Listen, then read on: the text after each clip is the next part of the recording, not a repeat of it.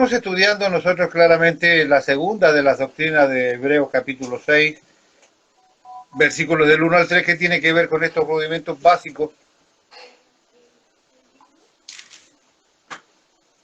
Así que vamos a continuar con el segundo de estas doctrinas. La primera fue arrepentimiento de obras muertas, donde estuvimos un par de semanas estudiando ese tema muy importante. Y empezamos a ver, hace un par de semanas también, empezamos a ver la fe en Dios. Y en eso estamos, tratando de enriquecer nuestra vida conforme a la función que tiene la fe en los creyentes. Hoy vamos a ver una etapa del apóstol Pablo interesantísima, que tiene que ver, que nos va a identificar a nosotros, aquellos que vienen del catolicismo o de alguna otra religión.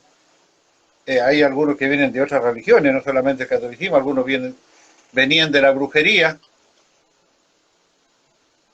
otros veníamos del ateísmo, y así hemos venido de distintas culturas religiosas y nos encontramos con este maravilloso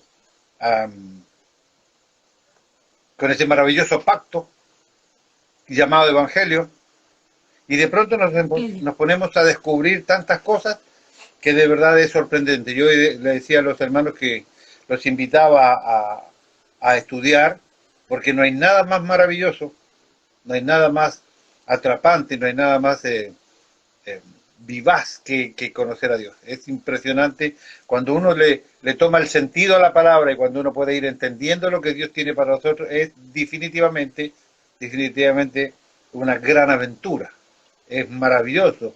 Es digno de adorar. Mire, así nomás le digo. No porque me enseñaron que había que adorar, sino que vos vas aprendiendo por la vivencia y el conocimiento que vale la pena adorar. Esto es así de simple. Así que, bueno, vamos a seguir con esto y le decía esto porque le hago una pregunta a Elizabeth. Ahora dije yo. A ver. Si el apóstol Pablo se convierte camino a Damasco. Sí. Y él estaba convencido que lo que hacía lo hacía por la voluntad de Dios. Se cruza Jesús en su camino a Damasco y le dice: Saulo, Saulo, ¿por qué me persigues? ¿Quién eres, Señor? Yo soy Jesús a quien tú persigues, ¿no es cierto? O sea, ¿qué fe actuaba en Saulo de Tarso para creer que él estaba haciendo cosas para con Dios y para creer que lo que estaba haciendo era agradable a Dios? Una fe lo movía a él. Evidentemente no era estos lineamientos de fe que él mismo ayudó después en el futuro a delinear en el Nuevo Testamento. ¿Qué fe movía a Pablo? ¿Me está preguntando? Sí. Yo creo que él, no olvidemos que Pablo fue instruido, era un hombre que conocía las escrituras. Por ahí él tenía la fe de conocimiento intelectual. Él tenía un conocimiento bíblico, vamos a decir de alguna manera. Hoy en día también hay teólogos que estudian la Biblia pero que no conocen al Señor. Pero que el Señor hasta ese momento no se le había revelado. ¿Él conocía al Señor? Conocer... No. Entonces, para mí no. Entonces le tengo que decir que no tenía fe, porque la fe empieza y termina en Cristo. Que Él es el autor y el consumador. ¿No? Qué tramposo que es. Entonces no tenía fe. Pero vamos a ver qué presunción o qué fe lo movía a él para hacer lo que era. ¿Está bien? Era lo que había atrás, sí. Debemos seguir aquí. Puse aquí yo con una letra bastante rara de los colores. Después les explico por qué. Retomamos de nuevo la fe. Aquí seguimos. Debemos que, decíamos anteriormente, habíamos estado mucho hablando con Pablito a través del estudio, con respecto al evangelismo. Y habíamos demostrado que el evangelismo moderno dicta muchísimo del evangelismo bíblico. Y que casi la pereza de tomarse el trabajo, casi la carnalidad de no dejarse influenciar por el Espíritu Santo, nos lleva a hacer un evangelismo masivo que claramente no da resultado. No se puede, decíamos que cuando se juntan 100, 1000, 10.000, 100.000 personas, no hay palabra apropiada palabra rema para esa cantidad de personas que podía pasar al frente buscando algo de Dios. Y habíamos dicho y habíamos identificado que cuando pasan 10.000, 5.000 son los acompañantes, y de esos 5.000 que pasan, 2.500 ya habían estado en la otra campaña, y de estos 2.500 que quedan, 1.250 ya habían aceptado el día anterior, y de los 1.250 ya habían pasado por la iglesia, y o sea que cuando llegaba la hora de la cosecha, era muy pobre la cosecha, ¿no es cierto? Ahora, en ese evangelismo habíamos no criticado, pero dejado al descubierto las falencias de un evangelismo rutinario. Decía carnal porque no hay espiritualidad en eso. Y habíamos concluido diciendo de que el evangelismo bíblico tiene que ser un evangelismo profético. Porque cuando el evangelismo se hace de manera personal, como está explícitamente visto en la Biblia, por ejemplo, si usted me evangeliza a mí, el Espíritu Santo le va a dar palabra rema puntual a usted para que me dé a mí. Y si yo evangelizo a alguien, me va a dar palabra e influencia del Espíritu Santo para que yo le dé a él lo que necesita. Y así cada evangelista, cada persona que predica el Evangelio está profetizando, está siendo un profeta, está en un evangelismo explosivo, producto de la presencia del Espíritu Santo, evangelizando de manera personal, y esa semilla tiene que sin duda alguna dar resultados. Y en eso habíamos estado más o menos viendo todo lo que teníamos que ver. Y habíamos quedado aquí diciendo que todo ese fuego, toda esa novedad, todo ese evangelismo bíblico, ese evangelismo profético, tiene ciertos enemigos que van atacando esto. Y uno de ellos, decíamos que la ritualidad y la rutina del funcionar de la iglesia no permite mostrar todo lo que Dios tiene para hacer con la gente. Sí, sí. Lamentablemente los evangélicos somos medio rutinarios. Lamentablemente Sí. esto es incierto. Y en todo nivel, y a veces ni siquiera terminamos siendo rutinarios de una manera voluntaria. Por ejemplo, hay ministerios, y esta no es una crítica, esta es una observación de distintos ministerios. Hay ministerios, por ejemplo, que las personas, todas las benditas reuniones tienen que pasar al frente.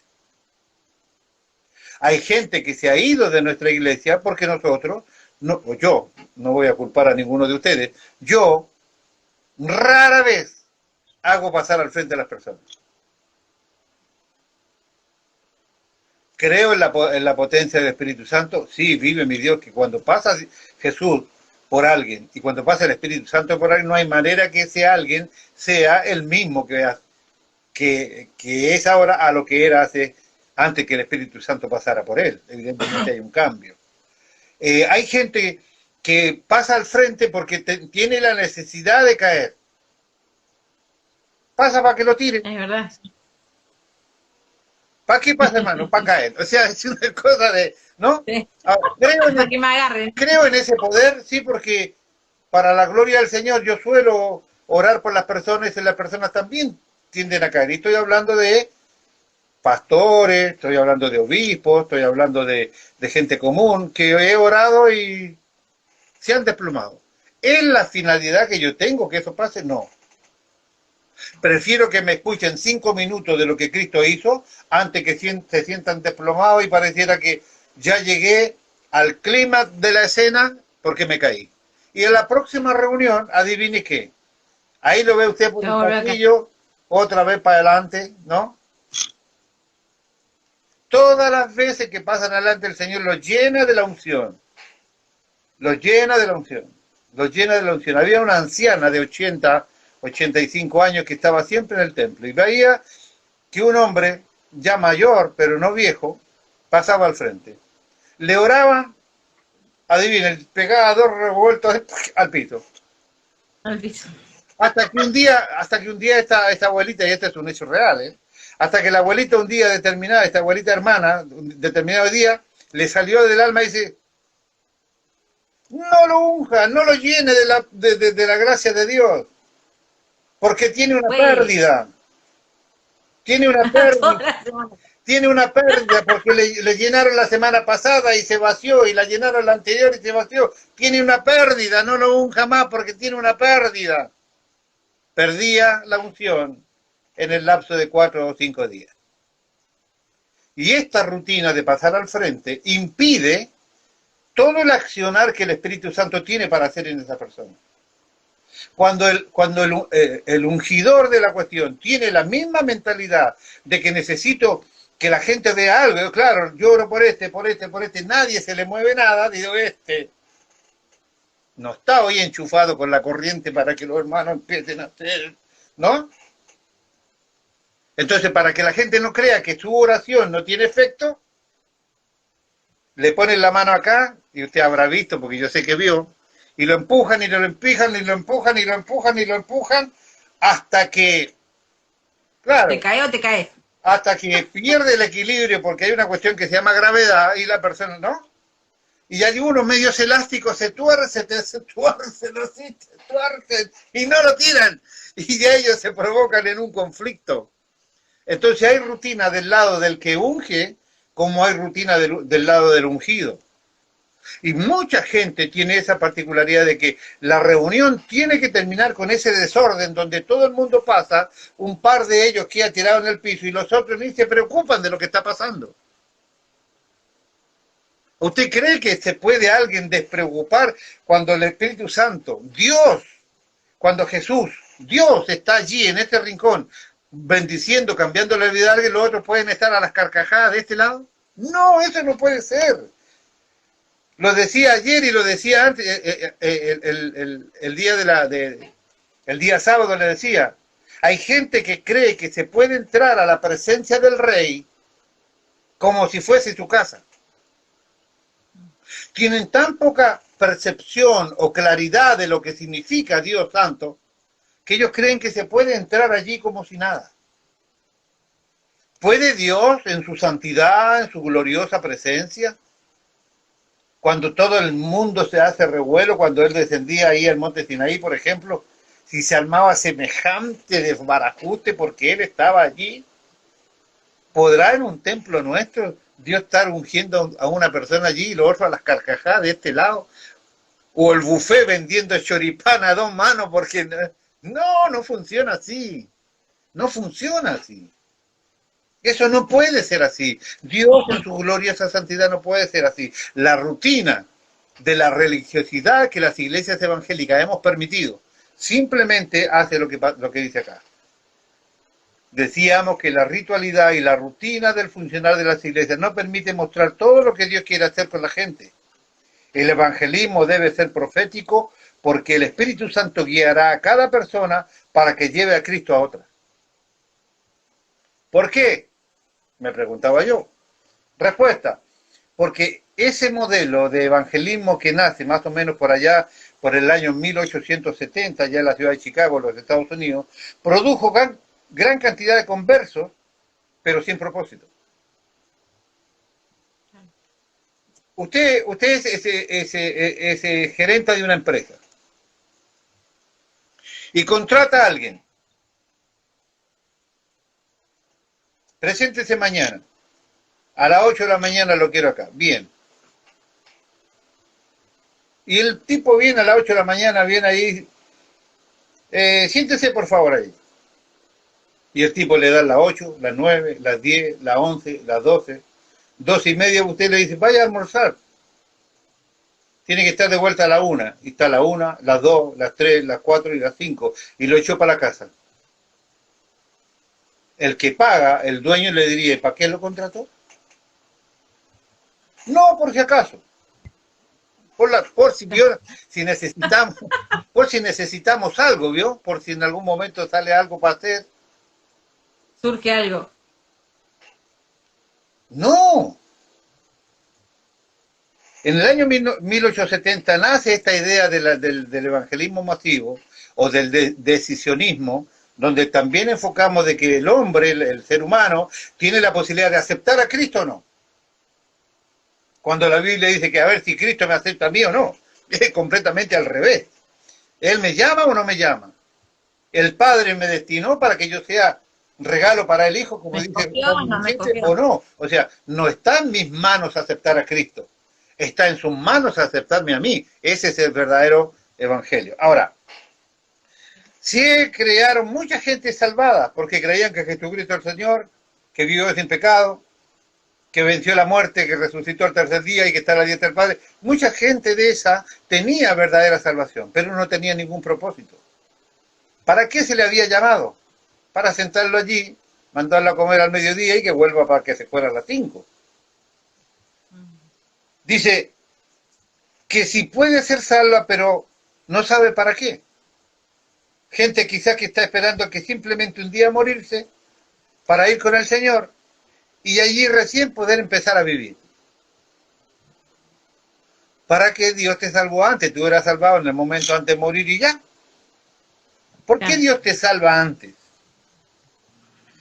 Quizás empezar simplemente un día, ¿no? A morir de a poco, ir con el Señor. Oh, ya salvé. ¿Salvé de qué? El Evangelio restaura la imagen de Dios en la humanidad. Cuando nosotros nos arrepentimos y cuando Dios se cruza en nuestras vidas, lo que hace automáticamente Dios es restaurar la imagen de Dios en nosotros. Fuimos creados a imagen y semejanza. Sí, sí. Empiezan a cambiar las cosas y esto se produce a través de la fe. No hay otra manera. Porque evidentemente este evangelismo, donde el Espíritu Santo me usa a mí con una palabra profética y una palabra rema para evangelizarla a usted, evidentemente este evangelismo verdadero va a producir gente que de verdad creyó el mensaje que se le dio. Y no esos 10.000 que pasaron en el medio de la cancha, que se fueron para su casa, que nadie les dijo nada, lo más que le dijeron fue, dame tu número de teléfono y tu nombre y volvé para tu casa. Este sí va a tener fe, este sí va a ir motivado y esto lo produce a través de la fe. El Evangelio restaura la imagen de Dios en la humanidad. Para esto, para que esto se produzca, la gente tiene que tener fe en el Hijo de Dios. Y acá volvemos un poco a lo que ya habíamos dicho. El Evangelio es un pacto. Atención evangélicos, atención evangélicos modernos, el Evangelio de Jesucristo es un pacto, es un compromiso, donde una parte, Dios, se compromete a hacer una serie de cosas para nosotros, si la otra parte, yo, me comprometo a hacer una serie de cosas. Cuando yo cumplo mi parte y Él cumple la suya, este pacto da vida eterna. Él prometió, dice claramente, si usted cree en mi Hijo Jesucristo, usted tiene vida eterna. Ahora, después nos explica qué es creer. Si usted tiene fe verdaderamente en el Hijo de Dios, después vamos a ver qué es lo que es la verdadera fe, qué es lo que estamos tratando de hacer ahora. Pero el Evangelio es un pacto. No crea usted que porque usted está allí y alguna vez fue a la iglesia y alguna vez oró y alguna vez escuchó una prédica o se clava tres canciones evangélicas en el baño, se pega, ¿no? De esas, sobre todo esas de antiguas, ¿no? De Negrete. puro bolero, ¿me entiende? Esas de Marino del principio, ¿no? Y ya lloré porque me emocionó la canción, ya estoy, no funciona así. Católico. No funciona así.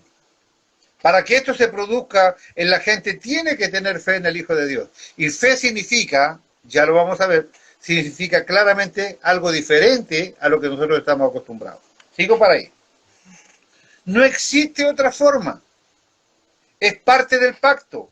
Es la manera en lo que Dios estableció. Tener fe en Dios es la prioridad. Sin fe es imposible Es imposible agradar a Dios. Y este tema es tan complejo que vale la pena tenerlo en cuenta. ¿Qué es no tener fe? Oh, sí, yo sé que Dios va a solucionar todo, Él tiene todo el control, sí, yo lo sé, pero estoy re preocupado. No sé cómo, no dormí nada anoche. No, nada, mira, no pegué un ojo. No, pero tranquilo, hermano, tranquila, hermano. Sí, no, sí, yo tengo fe en el Señor. Yo sé que Él controla todo, pero no pegué un ojo anoche. Pensando en esto. Pero tranquila. No, sí, yo tengo fe en Dios. Tener fe en Dios significa descansar en Él. Podemos hacer que algo pase que Dios no quiere que pase, es imposible. Podemos impedir que lo que va a pasar no pase si Dios determinó que pase, imposible. Dios tiene el control de nuestras cosas y confiar en Él es dejar que Él haga lo que Él va a hacer y va a terminar haciendo porque Él es Dios. Pero yo tengo que aprender a descansar en sus promesas. Entonces, cuando yo le entrego la carga al Señor y después cuando me limpio las rodillas y me paro para salir del lugar y agarré de vuelta la mochila y me la llevé yo otra vez, eso no es fe en Dios. Eso no es agradar a Dios. Sin fe es imposible agradar a Dios. Y cuando usted no agrada a Dios, usted no espere que Dios lo bendiga. Cuando usted no agrada a Dios, no espere respuesta de Dios. O sea, esta misma preocupación que no me deja dormir, si usted no tiene fe en Dios, no espere que Dios la resuelva, porque usted no está agradando a Dios. Sin fe es imposible agradar a Dios. O sea, si usted no está agradando a Dios es porque no está manifestando la verdadera fe.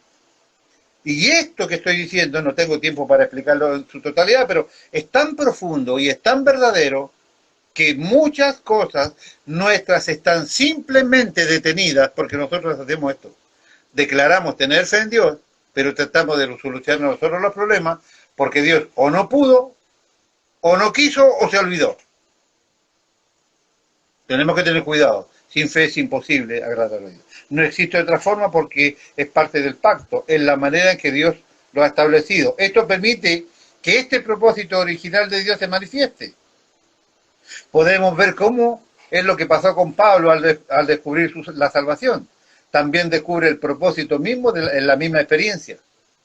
No olvide, estamos tratando de que los cristianos tengan propósitos en la vida. Fe y propósito. Estuvimos hablando con Pablito un tiempo allí a través del estudio, decíamos, teníamos como ejemplo a Pablo, habíamos puesto como ejemplo a los gadarenos. Escuche, tenemos que ser más duros que los gadarenos. Escuche, los gadarenos eran los gadarenos, o sea, desnudos por allí, no había cadena que los aguante, atormentaban a todo el mundo, ¿no? Violentos al máximo. Y sin embargo, cuando Jesús los libera, lo primero que sale del corazón de uno de ellos, Señor, quiero seguirte, yo quiero ir contigo. Y Jesús le dice, no, no vas a ir conmigo. Vas a ir a tu casa y a tu gente y le vas a decir lo que Dios ha hecho contigo. O sea, lo salvó y lo comisionó. ¿Quién eres Jesús? ¿Quién eres Señor? Le dijo Pablo camino a Damasco. Yo soy Jesús a quien tú persigues. Ve y entra en Damasco y se te dirá lo que tienes que hacer. Conversión y propósito. Conversión y propósito. Es lo que tiene que haber en la vida de cada uno de nosotros. Pero hay miles, millones de cristianos que no saben para qué Dios los llamó al Evangelio. Tienen salvación, pero no tienen propósito. No saben. Si alguien no tiene propósito, no puede funcionar dentro del cuerpo. Si el Señor viene y usted le dice, bueno, te pongo una nariz. Y la nariz dice, ¿qué hago? Claro. ¿Qué hago? Y haga lo suyo, pero ¿para qué me crió? ¿Qué hago? Respire. ¿No? Lo metemos a Messi en el medio del Mundial. Y no le decimos nada. Le decimos, quédate cerca de la defensa, va a andar. No, vos fijate. O sea, no, dale indicaciones. Nosotros tenemos que tener el propósito de Dios claro. ¿Para qué Dios me llamó al Evangelio? ¿Por qué me creó? Primero. ¿Por qué me salvó? Segundo. ¿Y para qué me llamó? Tercero. Es imprescindible esta verdad. Todo esto sucede gradualmente en la medida, así como sale el sol a la mañana, ¿no? Usted que le gusta verlo amanecer cuando yo estoy acá orando en la bendita mañana, ¿no? Y usted va por la ruta allí viendo cómo sale el sol y se refleja el agua ahí en los campos inundados de la provincia de Buenos Aires, ¿no? Así como sale el sol y se despeja esa maravillosa vista suya, Bueno, de la misma manera sucede con este conocimiento que Dios nos va dando. Nos va despejando en la medida que avanza en nuestra vida.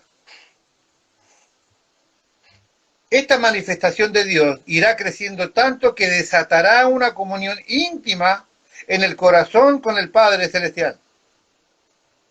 O sea, si hay verdadera fe en usted y el Espíritu Santo le habla y usted empieza a obedecer, no hay manera que usted no termine teniendo una comunión íntima con Dios. No hay manera. Usted no puede tener una relación con Dios y quedar en la misma. Usted no puede tener una charla con Dios y seguir pensando igual. No, no hay manera. Esta manifestación de Dios irá creciendo tanto que desatará una comunión íntima con el corazón del Padre Celestial. Eso gradualmente irá reflejándose en su carácter y en el corazón del creyente. ¿En qué? En su carácter. Usted ya cuando cocine ese guiso que usted hace, ¿no? Y vea la olla y ya no se va a enojar porque tiene que lavarla, ¿me entiende? Ya no la va a revolear para que la limpie el gato o el perro allá. No. Usted va, me toca esta. Cuando toca y usted va, ¿no? Su marido no va a reclamar cuando tenga que poner las lucas allí. Irá cambiando el carácter. Las cosas que antes le incomodaban ya no le van a incomodar más. Va a sentir placer de ir a la iglesia, no va a tener dificultades de orar. Va de verdad a poder levantar las manos al cielo glorificando a Dios. No va a ser selectivo, como le decía en la oración. A ver, ¿quién predica? El que predica voy. Si predica el que te dije no voy, no me ven por ahí. No, su carácter va a cambiar. Y usted va a entender que cuando usted va al restaurante no felicita por la comida al que le sirvió, porque usted sabe que tiene que felicitar por la comida al que la hizo. Pues acá es Dios el que la prepara, no importa quién la sirva. Eso debemos entenderlo. Entonces, si podemos ver, si esto pasa, que será renovando el carácter en el corazón del creyente, entonces sí podremos ver gente que conoce verdaderamente a Dios, que ama verdaderamente al Señor y que tiene un carácter que refleja el amor de Dios en todas las cosas y en todas las personas con quien Él trata. Allí usted le podrá perdonar a todos los que no le perdona, así como se enoja con su hermana, con su marido, con su papá, con su mamá, con su hermana de Chile. Usted, ¿sabe que se enoja con todo el mundo? Usted va a empezar a perdonar porque simplemente el carácter irá reflejando el amor de Dios en usted. ¿Está bien? Pasará esa imagen que el cristiano que en su corazón es maravillosa persona, agradable el tipo, atento, a todo el mundo le muestra los dientes, ¿no? Pase por favor usted primero, ¿no? Siéntese nomás, ¿no? Pasará esa imagen que el cristiano que en su corazón es una maravillosa persona, pero que sus hechos son desagradables, eso pasará, no volverá a suceder. ¿Qué es lo que está faltando hasta ahora en estos ejemplos que hemos dado? Respuesta, en la mayoría de los casos, si no en todos, falta una manifestación diferente de la vida de Cristo en Él. O sea, tenemos que empezar a vivir como Él. Para eso se necesita fe en Dios. Romanos capítulo 1, versículo 5, por medio de quien hemos recibido la gracia y el apostolado para promover la obediencia a la fe entre todos los gentiles por amor a su nombre. ¿Para qué fue usted llamada? Por medio de quien hemos recibido la gracia y el apostolado para promover la obediencia a la fe. No le voy a explicar, ya le explico. Esta versión nos regala las posibilidades de ver textos con las mismas palabras, pero más gráficamente para ampliar un poco la visión de Pablo. Pablo era un promotor para promover la obediencia a la fe. Dice, hemos recibido la gracia y el apostolado para promover la obediencia a la fe. Yo he recibido el pastorado para promover la obediencia a la fe. Usted ha recibido la enseñanza, el trabajo levítico, todo lo que usted haga, la prédica, todo lo que usted haga, la escuela dominical, todo lo que usted haga, usted ha recibido la gracia y esa comisión para promover la obediencia a la fe. ¿Promovemos la obediencia a la fe? No. Recuerde que el apostolado es un comisionamiento. Usted la comisionan para ir a hacer tal cosa. Es decir, Pablo iba a la gente y les decía, hermano, tienes que obedecer, hermano, tienes que obedecer, Gálatas, tienes que obedecer, Corinto, tienes que obedecer, fariseo, tienes que obedecer, gentil, tienes que obedecer. Él estaba comisionado para promover la obediencia a la fe. Ahora, sáqueme usted de una duda, Elizabeth. Si yo estoy comisionado para promover la obediencia a la fe, ¿por qué los hermanos se enojan cuando uno los direcciona?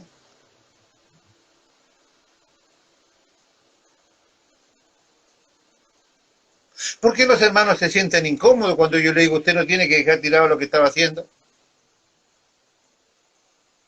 Si mi obligación y la obligación de cualquiera que se jacte de hablar en el nombre del Señor es lo que dice el apóstol Pablo en Romanos 1:5.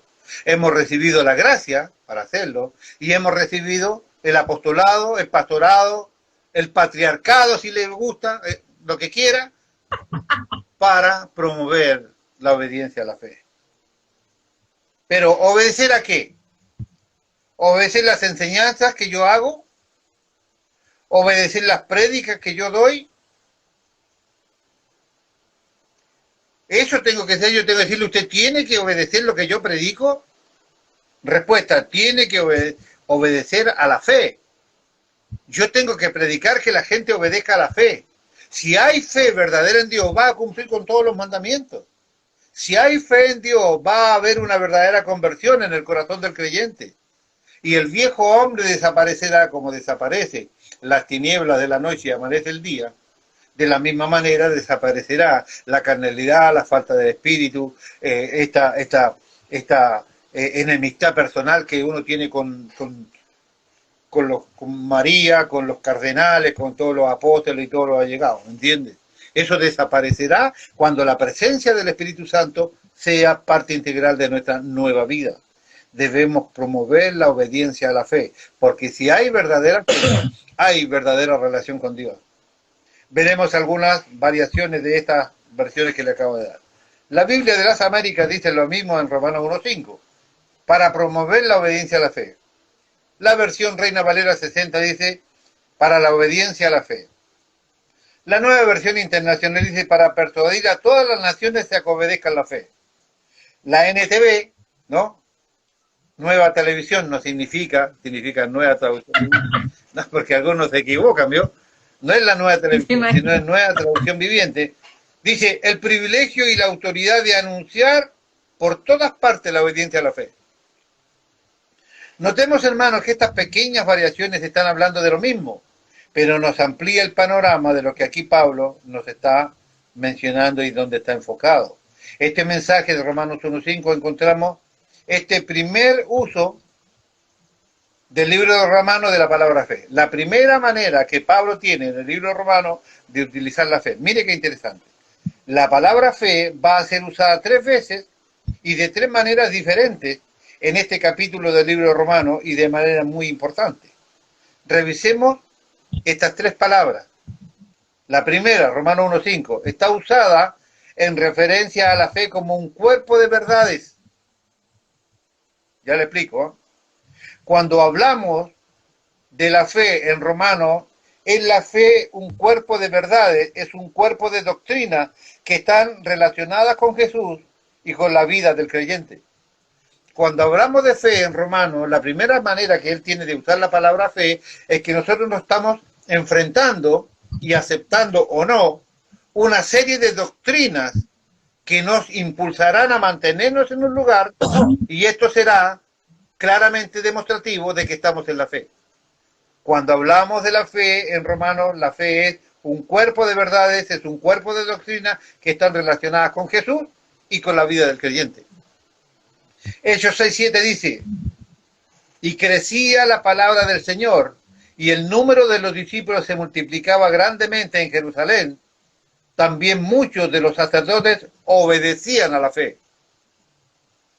Cuando dice obedecían a la fe, estaba diciendo que obedecían al cuerpo de verdades, obedecían al cuerpo de doctrina, obedecían al cuerpo de mandamientos, obedecían a la palabra que estaba siendo anunciada por los apóstoles. O sea, ser parte de la fe, utilizar la fe, significa que yo debo cumplir con las doctrinas establecidas. Debo cumplir con la palabra que Jesús pronunció. Estar en la fe significa que yo voy a cumplir con los mandamientos que Jesús estableció. Ahora, pensemos de manera negativa.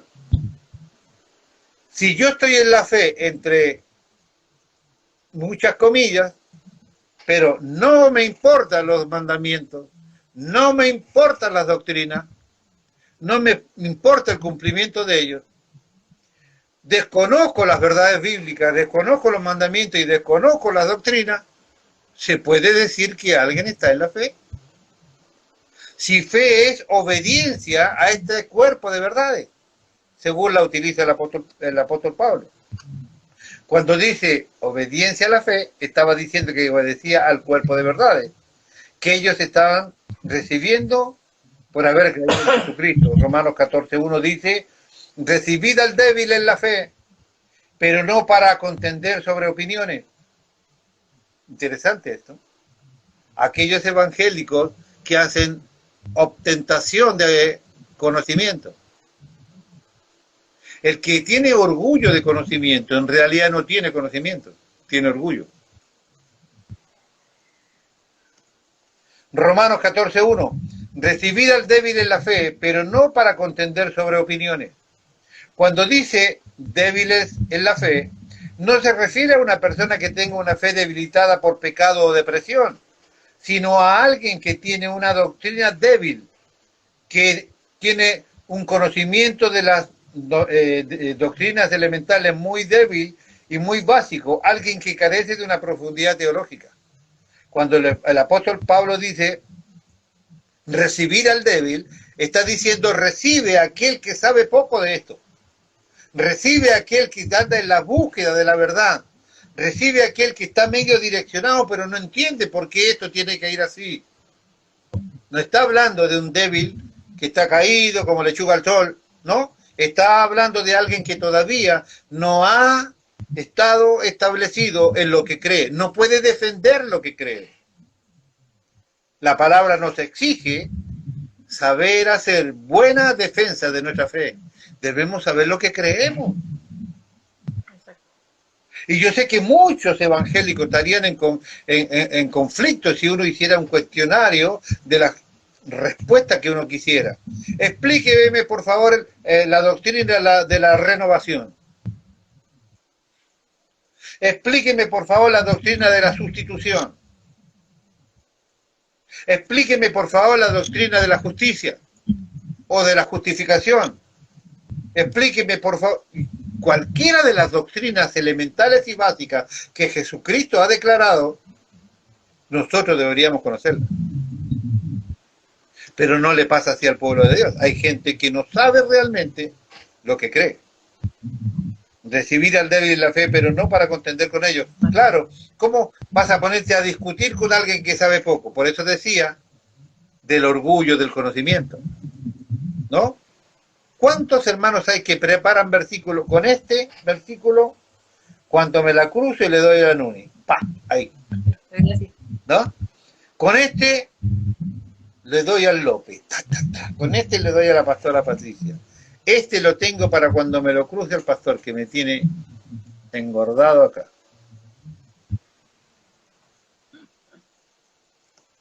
Cuando dice débiles en la fe, no se refiere a personas que tengan su fe debilitada por pecado o depresión, sino porque alguien que tiene una doctrina débil, que tiene un conocimiento de la doctrina elemental muy débil y muy básico, alguien carente de profundidad teológica.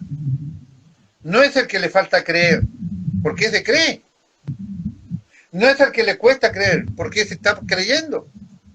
Es el que es más ignorante en las doctrinas del Señor todavía. Porque si está creyendo, porque es nuevo. Porque está nuevo. Porque si está creyendo, porque si está interesado, llegará el momento en donde tendrá verdadera fuerza y postura en lo que cree. Pablo dice, recibir a estas personas que no tienen bien claro las doctrinas del Señor. Cuando estamos hablando de estos 6 puntos los rudimentos básicos y elementales de lo que estamos estudiando, si usted revisa estos 6 temas, ponga atención, si usted revisa estos 6 temas, si usted aprende un poco de cada uno de ellos, ya no será un débil en la fe, sino que será una persona que sabe lo que cree y su fe estará edificada sobre la palabra de Dios. Usted podrá sin problema comer alimento más sólido. Por eso es importante estas 6 doctrinas. Arrepentimiento de la muerte, fe en Dios y todo lo que hemos ya leído en Hebreos 6 del 1 al 3. Interesante, ¿no? Si usted aprende un poco de cada una de estas 6 doctrinas que estamos revisando, usted ya no será un débil de la fe. Por eso es que el escritor de Hebreos dice, estos son rudimentos básicos, no vamos a volver sobre esto. Apréndanlo ahora, porque no vamos a volver sobre esto. Esto es lo básico de lo básico de lo básico. Pero debes saber, y cuando sepas estas 6 doctrinas, o las identifiques por lo menos, ya no serás un débil en la fe. El segundo lugar donde aparece es en la palabra fe, es en Romanos 1:8, que dice, primeramente doy gracias a mi Dios mediante Jesucristo, con respecto a todos vosotros, de que vuestra fe se divulga por todo el mundo. Aquí aparece la segunda forma de usar la palabra fe. Podríamos decir que en este versículo la palabra fe también se puede traducir por confianza. Confianza. Tanto fe, creer y confianza, todas ellas se derivan de una palabra griega que es pistis o pisteo. La hemos estudiado mucho. Los megapistos, los oligopistos. ¿Te acuerdas? Los megapistos, ¿no? Los oligopistos y los megapistos, ¿verdad? Esta palabra, desde donde se toma la palabra fe en el griego, es también que se traduce en creer y confianza. Todas ellas proceden de la misma palabra, pisteo. El Evangelio es conceptual, es decir, es doctrinal en enseñanza, pero el Evangelio también es algo personal. Mire qué interesante. En pocas palabras, yo puedo decir que el Evangelio es buenas noticias, que el mensaje de Dios es favorable para el pecador, que tiene a Cristo como el centro de su sacrificio expiatorio y muchas cosas más, pero esa es la parte doctrinal de la historia. Pero hay otra parte de la fe que es importante, que es la personal. Es esa que está dentro de aquellos que reciben, que deciden cumplir con toda esta parte del pacto. Dios me quiere salvo, pero yo necesito creer. Dios me acerca al Evangelio, pero yo necesito arrepentirme. Se cruza el Evangelio, usted tiene que creer. ¿Se puede ayudar a que alguien crea? Piense en la Biblia. ¿Se puede ayudar a que alguien crea? ¿Alguien puede pedir socorro para poder creer mejor y poder creer bien? Había un hombre que pedía un milagro. Señor, ayuda a mí. Incredulidad. A mi incredulidad. O sea, él estaba, Señor, yo más o menos voy ahí, pero, ¿no? Ayúdame un poquito. ¿No? Eso estaba diciendo aquí. Señor, estoy ahí direccionado, pero un empujoncito viene bien. ¿No? Ayuda a mi incredulidad. Dios quiere que yo crea, necesito un empujoncito. Dios me acerca al Evangelio para que yo crea, pero necesito arrepentirme. ¿Te obliga Dios a arrepentirse? No. El arrepentimiento es una determinación personal. Si usted quiere, se arrepiente, y si usted quiere, no, vive así toda su vida. Cada uno cosechará de acuerdo a lo que le corresponda. Dios me acerca al Evangelio, pero yo necesito arrepentirme. Entonces la fe no es solamente un cuerpo doctrinal, la fe también es una experiencia personal. Romanos 1:16 dice así, porque no me avergüenzo del Evangelio, porque es poder de Dios para salvación a todo aquel que cree, al judío primeramente y también al griego. Notemos que cuando Pablo dice no me avergüenzo del Evangelio porque es poder de Dios, usted no puede hacer una doctrina de esto, porque cuando usted piensa en lo que está predicando y diciendo que es por el poder de Dios y ve y comienza entonces a acontecer un milagro sobrenatural, los endemoniados son liberados, puede comprobar ese poder en Dios, pero no hay una manera de hacer doctrina de eso. Es una experiencia personal.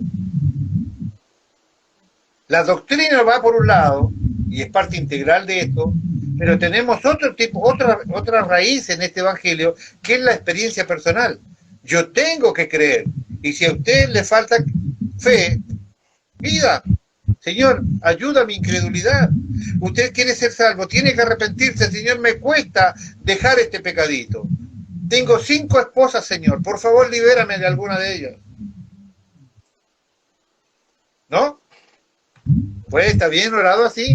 Señor, tengo 5 esposas, pero libérame de alguna de ellas. No, no. No. Usted piensa que está predicando diciendo, bueno, esta relación personal se produce en nosotros. Es aquí cuando fallamos de lo que yo le decía hace un rato. Señor, yo sé que tú tienes el control, porque sabemos que Él tiene el control. Yo anoche en la reunión de oración, no sé si salió al aire, pero yo le decía, vamos a orar para que Dios tome el control. Equivocado. No hay manera que mi Dios pierda el control de algo. Menos mal. Una décima de segundo de nada. Él tiene todo el control todo el tiempo. Él es soberano Dios, controlador de todo. No hay manera que yo ore de manera equivocada diciendo, Señor, toma el control. Es ofensivo. Es como que usted dice, bueno, para darle, sí, hombre. No, pará, ¿no? Soy un machito peludo. Restándole la verdad de algo, usted está ofendiendo. A ver si te comportás como honrado. No, yo soy honrado. ¿Cómo me estás diciendo eso? Sí, te comportas como... ¿Me entiende o no? Decirle a Dios que no tiene el control es ofensivo. Él es Dios. Absolutamente soberano, absolutamente potente. No hay manera que alguien le quite a Él nada. Él no pierde el control de nada nunca. Tenemos que tener cuidado con esto. No ore para que Dios tenga el control. Señor, dentro del control que tú tienes, permite en tu voluntad permisiva que pase esto y esto. Pero Señor, que se haga tu voluntad y no la mía. Él es el que tiene el control. ¿De quién se va a hacer la voluntad? De Él, porque Él es el que tiene el control. No podemos nosotros orar equivocadamente en esto. Esta es una experiencia personal. Entonces, cuando usted le diga, Señor, hoy sí voy a dormir, porque dejo delante de tu presencia esta preocupación, pero usted no va a poner la mochila esa de almohada para seguir pensando en la solución del problema. Usted va a dejar que Él tenga de verdadera disposición de responderle, pero el control siempre está en sus manos. Eso es una experiencia que se manifiesta, se manifiesta el poder de Dios. La gente lo podía ver, lo podía percibir. Este mismo sentido está Juan 1:12. Mas a todos los que le recibieron, a los que creen en su nombre, le dio potestad de ser hechos hijos de Dios. Esta es una experiencia personal. No hay doctrina en esto. A pesar que si yo le busco el pelo ahí el pelo al huevito, ¿no? La palabra potestad no solamente le da derecho a ser llamado hijo de Dios, tiene 16 o 18 o 20 aseveraciones en el griego, la palabra potestad, poder, dominio, ¿no? Y a usted tiene poder para ser llamado hijo de Dios, pero en ese mismo versículo y con esa misma palabra Dios te está diciendo, te doy el poder para llamarte, pero también te doy el poder para que vivas como hijo de Dios. Ay, que no puedo, no, mentira, acá dice que sí puedes.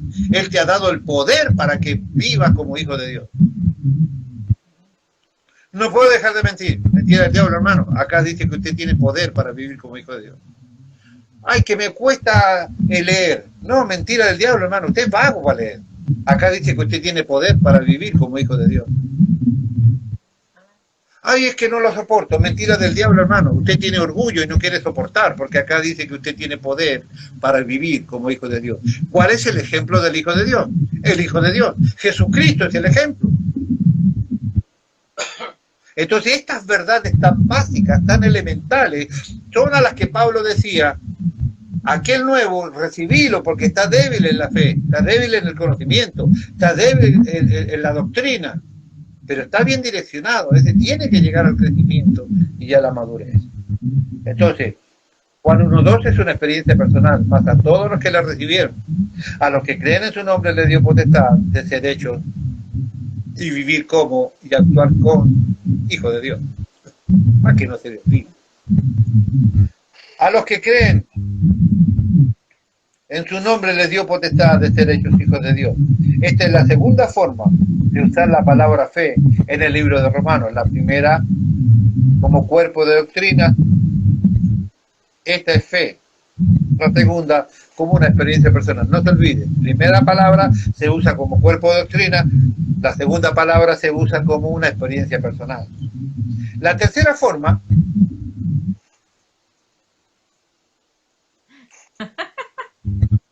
Yo sabía. 9:15. Pasó la hora, pastor. La tercera forma de usar la palabra fe en Romanos la tenemos en Romanos 1:17. Porque en el Evangelio la justicia de Dios se revela por fe y para fe, como está escrito, más el justo por la fe vivirá. Eso también está en el libro de Habacuc, capítulo 2, versículo 4. La versión 60, Reina Valera, dice, Habacuc 2:4, he aquí que aquel cuya alma no es recta se enorgullece, mas el justo por la fe vivirá. Biblia textual, cuarta edición, dice en el mismo texto, mi justo vivirá por fe, y si retrocediere, no agradará a mi alma. Pablo está haciendo referencia a un versículo del Antiguo Testamento. En esta referencia se nota la confiabilidad, la lealtad, la fiabilidad de creer en Dios. En pocas palabras, si confías en Dios, no te preocupes porque Él no falla. Si confías en Dios, si tienes fe en Dios, decirle que Él tiene el control y decirle que vos descansás en su control y en su amor y dormís en paz. No te pienses 10 veces. Ni estés pensando cómo resolver el problema, porque no tenemos capacidad para ello. En pocas palabras, si confías en Dios, no te preocupes porque Él no te falla. ¡Nunca!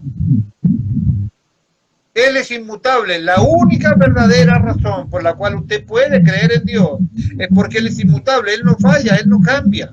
Él no cambia. Por eso podemos creer en Dios. Si Él dijo que usted va al infierno, hermano, va al infierno. Está en el horno. Pero si Dios le dijo que Jesús te ama y que usted va al cielo, porque usted está viviendo las doctrinas y porque usted tiene un encuentro personal con la fe, y porque usted está usando la de esta tercera manera, si Él te dijo que esto es así y que vas a la vida eterna, hermano, dormir tranquilo, porque vas a la vida eterna. Estos tres aspectos que están en la palabra son algunos de los aspectos. Estoy hablando de la mirada paulina solamente sobre la fe. Imagínense si hablamos de nosotros también, Juan, Pedro, ¿no? Mientras la riqueza está justamente detrás de lo que es la palabra fe. En el Antiguo Testamento nos vemos, en el Antiguo Testamento no vamos a ver que haya un desarrollo doctrinal de la fe, sino que vamos a ver ejemplos de vida. Vamos a ver personas como Abraham, por ejemplo, como Moisés, como David, que creyeron en Dios y le creyeron a Dios. En Hebreos 11:1 tenemos una descripción doctrinal de lo que es la fe. Es pues la fe, la certeza de lo que se espera, la convicción de lo que no se ve, ¿no? Tenemos este concepto doctrinal, pero usted busca en todo el Antiguo Testamento una descripción de fe y no hay tal motivo. Eso no significa que la palabra fe o la fe no esté activa, pero estaba activa en las experiencias personales de los personajes mencionados en las Escrituras. La fe está demostrada como una fe activa, como una fe personal. Por eso el punto es importante, que tiene que ser una experiencia personal la fe. Todo el Antiguo Testamento cumplía ese requisito. Nosotros sabemos ya la diferencia de creer en Dios o creerle a Dios. Entonces no tenemos en el Antiguo Testamento ninguna enseñanza explícita de la fe. En ningún lugar dice, mira, la fe es esto, aquello o aquello, como lo dice en el Nuevo Testamento, donde sí la encontramos. No tenemos un cuerpo funcional de doctrinas de la fe. en el Antiguo Testamento, pero tenemos las experiencias del testimonio de vida, los que experimentaron creerle a Dios. Por ejemplo, Génesis 15:6, y creyó a Jehová y le fue contado por justicia. Obviamente aquí estamos hablando de nuestro gran amigo Abraham, ¿no es cierto? Esto es determinante, fue el creer lo que le habilita como justo delante del Señor. Hemos hablado de Abraham y le hemos encontrado algunos de sus pecadillos. Le gustaba mucho el dinero, le gustaba mucho la guita, era mentirosazo, mentirosazo. Y mi hermana dijo. Decía que la señora era la hermana, y Abimelech se quiso casar con ella y casi eliminan a un pueblo por la mentira de él. El faraón de Egipto se quiso casar con la señora, y todos ellos le daban presentes, le daban riqueza, y yo no vi en ninguna parte de la Biblia que él diga, uy, perdóname, Abimelech, perdóname, faraón de Egipto, mira.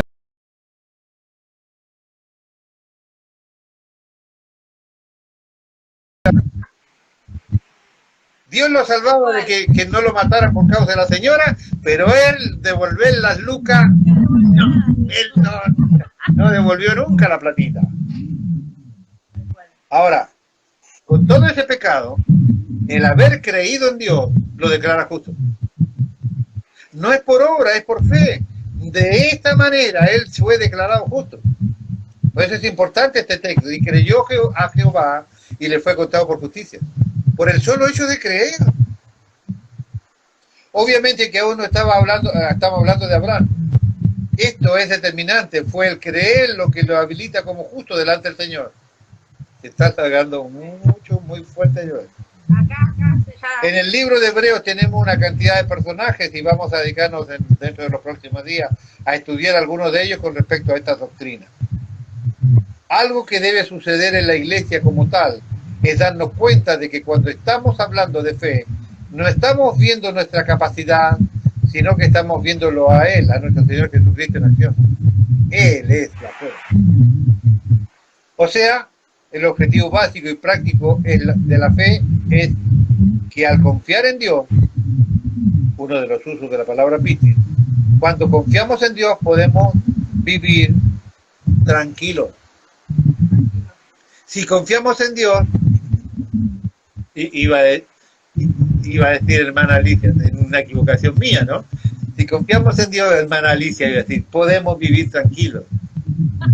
Me equivoqué, ¿me entendés? Pero se me acabó ahí. Si confiamos en Dios, Claudita, podemos vivir tranquilos, relájate que todo está controlado, Dios lo controla todo y Él es mi papi, Él es mi papá, Él es el que me guarda, el que me bendice.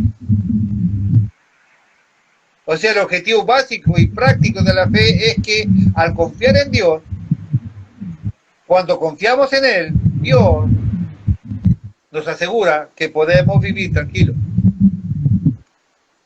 ¿Por qué? Porque sabemos que Él es digno de confianza. Ese es el sentido de la tercera palabra, confianza. Él es digno de confianza, Él no falla, Él no puede fallar. De tal manera que ya no nos inquietamos más. En pocas palabras, es como cuando usted recibe el ticket de algo, por ejemplo, el boleto de un avión. Yo tengo el boletito de un avión y digo, tengo un boletito de un avión. Voy a ir al aeropuerto el día que dice acá y voy a ver si me dejan subir. Lo voy a mostrar a ver si me dejan pasar, porque en una no me dejan pasar. No, el boleto dice ahí, fulano de tal día, tal hora, esto me garantiza que yo puedo pasar. Así es Dios. Si Él dijo, es garantizado que yo voy a poder conseguir lo que Él me ha prometido. Él es confianza, Él es de fiar, Él es simplemente alguien de confianza. Así es la fe, usted tiene la garantía y la seguridad de que Dios te dio algo y será recibido. Hay 4 elementos o básicos dentro de nosotros que debemos llamar la atención, y con esto termino por ahora. Número 1, en el arrepentimiento, Romanos 2:4, o menospreciáis la riqueza de su benignidad, paciencia, longanimidad, ignorando que su benignidad te guía al arrepentimiento. Arrepentimiento, no se olvide. 2, creer, tener fe. Romanos 1:16, porque no me avergüenzo del Evangelio, porque es poder de Dios para salvación a todo aquel que cree. Yo creí, al judío primeramente y también al griego. 3, obediencia. Romanos 2:13, porque no sois oidores, porque no son los oidores de la ley los justos ante Dios, sino los hacedores de la ley son justificados. No son los oidores, sino los hacedores. Recordemos primero que el arrepentimiento, luego es creer, luego obedecer. Estos son los pasos naturales para que usted sea bendecido. Arrepiéntase, crea, transfórmese y permanezca. Hermano, termino con esta idea y después vamos a retomar aquí. Entienda, si usted se jacta de cristiano, usted tiene que arrepentirse de todo lo que haga falta. Tiene que arrepentirse, tiene que tener fe en Dios, que va a cambiar ese arrepentimiento que usted tuvo. Pero usted tiene que ser transformado, tiene que transformar su vida, porque cuando Cristo pasa no hay manera que seas igual. Y 4, debes permanecer, debes permanecer. Si hay 1, 2 o 3 de estos, pero no hay 4, este es el cumplimiento de nuestra parte del pacto con Dios. Arrepentimiento, fe en Dios, transformación y permanencia. Esta es la manera de saber que uno es cristiano. Esta es la tranquilidad de poder dormir esta noche, de que vamos a la vida eterna. Esta es la tranquilidad que tenemos de que Cristo viene por nosotros. Nos arrepentimos, tenemos fe en Dios, somos transformados y permanecemos en la fe. Entonces, cuando usted abandona la fe, ya no está completa su salvación. Cuando usted no tiene fe en Dios, usted no puede esperar el resto del desarrollo de lo que Dios te ha prometido. Necesitamos entender nuestra parte del pacto del Evangelio. Él te promete perdón y vida eterna en Cristo Jesús. Y nosotros tenemos arrepentimiento, fe en Dios, transformación y permanencia. Este es el complemento que hace al Evangelio de Jesucristo. ¿Estamos en el camino? Sí, por eso estamos conectados hoy. Solamente que tenemos que acentuar nuestra preocupación y determinar arrepentirnos, determinar creer, determinar ser transformado y determino permanecer. Determino permanecer. Así que lo vamos a dejar hasta aquí, porque llueve, y le damos gracias a Dios por habernos podido reunir hoy. Espere las noticias de la semana, porque estamos viendo cómo evoluciona esto. Tenemos varias familias otra vez con problemas de contagio, así que tenga paciencia y vamos a ver cómo lo resolvemos. Los bendigo a todos en el nombre del Señor. Estén atentos al teléfono. No se olvide que aquí estamos esperándolo con todas las bendiciones que usted tiene y que oramos cada día por usted. Recuerde, vamos a retomar aquí en las observaciones, las 4 observaciones con respecto a nuestra parte del pacto. Muchas bendiciones, no les quito más tiempo porque llueve y usted ahí no me escucha, así que Dios le bendiga grandemente a todos ustedes. Los que están enfermos, que sean sanados en el nombre del Señor.